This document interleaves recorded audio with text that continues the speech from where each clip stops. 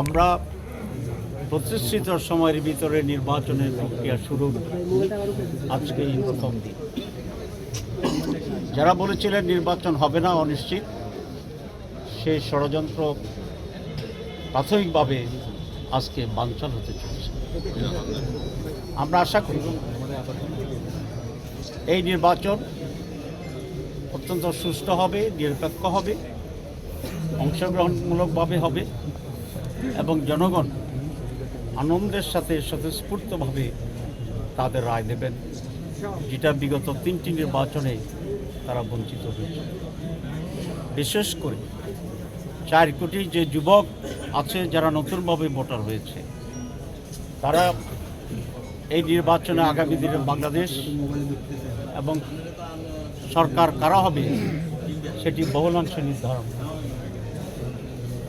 এই নির্বাচনের কয়েকটি বৈশিষ্ট্য বিশেষভাবে লক্ষণীয়। এক, এই নির্বাচনে আওয়ামী লীগ অনুপস্থিত আছে, আওয়ামী লীগ নেই।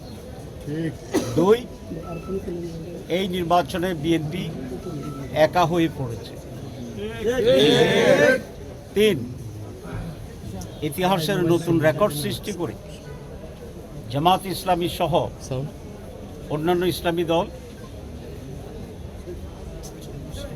এবং যারা জাতীয়তাবাদী দলের একটি অংশ, রাইটিস্ট বলতে যা বোঝায় সেই দলসমূহ, এবং 24শে জুলাইয়ের চেতনাধারী পরিবর্তনকারী ঐতিহাসিক সেই ভূমিকার সাথে যারা ছিল, তারা সকলেই এবার ঐক্যবদ্ধ।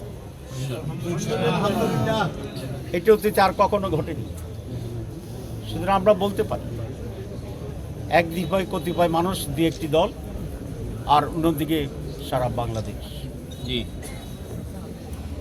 নির্বাচনের আইন শৃঙ্খলা ইনশাআল্লাহ আমি মনে করি যে একটি ব্যতিক্রমধর্মী নির্বাচনী পোলারাইজেশন যেটা হয়েছে, এখানে জনগণের একটা ব্যাপক উত্তাল স্রোত তৈরির মাধ্যমে এবার এই জোটকে মানুষ বিপুল ভোটে নির্বাচিত করে সরকার গঠনের সে সুযোগ করে দেবেন ইনশাআল্লাহ।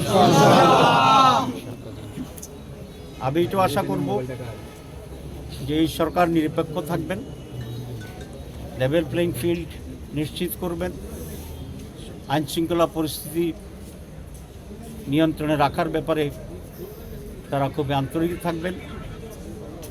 সিভিল এবং পুলিশ প্রশাসন, মিলিটারি, আমাদের অন্য সকল সংস্থা, নির্বাচন কমিশন স্ব জায়গা থেকে আল্লাহকে সাক্ষী রেখে ভয় করে তারা যথার্থ ভূমিকা পালন।